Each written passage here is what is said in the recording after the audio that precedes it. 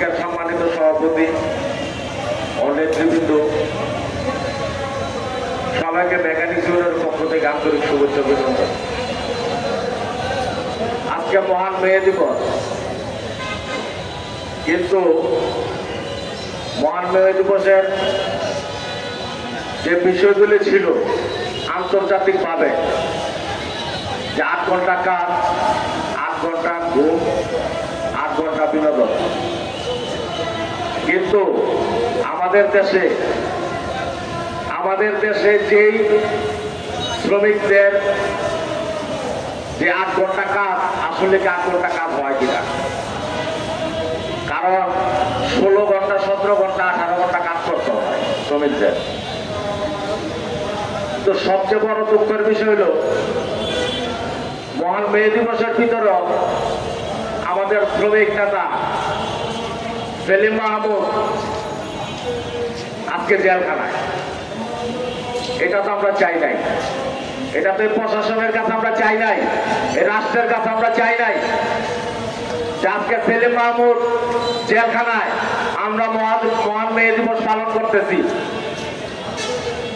আমরা ফ্যাসিস্ট সরকারের আমলও দেখেছি এই শ্রমিকরা তাদের কিভাবে নির্যাতন করা হয়েছে। আজকে সেলিম মাহমুদ নারায়ণগঞ্জের এমন একজন নেতা, আমরা তার পিছনে কাজ করেছি, তার সাথে কাজ করেছি। এমন একজন নেতা, এই নেতাকে জেলখানায় ভরে রেখেছেন বিশেষ ক্ষমতায়। কিসের বিশেষ ক্ষমতায়? চট্টগ্রামে আমাদের আরেকজন নেতা দেখলাম যে ওই নেতাকে রিস্কা আন্দোলন করার কারণে ওনাকে অ্যারেস্ট করা হইলো, ওনাকে বিশেষ ক্ষমতা আইনে মামলা দেওয়া হইলো। এরকম বিশেষ ক্ষমতা আইনে মামলা দিয়া আপনি কতজন শ্রমিক নেতাকে ভিতরে ঢুকাইবেন? বর্তমান সরকার এখন তো দেখতেছি যে শেখ হাসিনার থেকেও বর্তমান যে সরকার আছে, এই সরকার যেমন ফেসিসের জন্য আরেক ফেসিস হয়ে দাঁড়াইতেছে।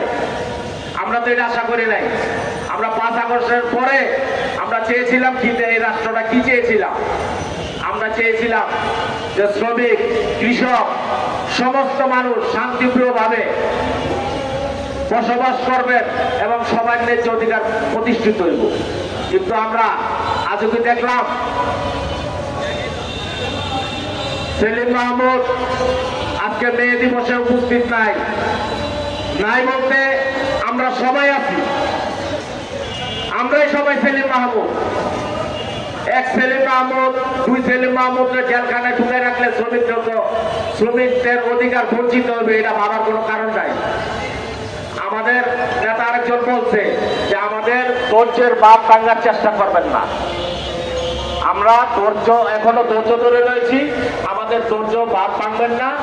আমাদের শ্রমিক নেতাকে অবিলম্বে মুক্তি দিবেন, সসম্মানে যাদেরকে অ্যারেস্ট করা হয়েছে। আমাদের আরো 12-13 জন শ্রমিক জেলখানে আছে, অবিলম্বে তাদেরকে নিঃশব্দ মুক্তি দিবেন, এই আশাবাদ ব্যক্ত করে আমি বক্তব্য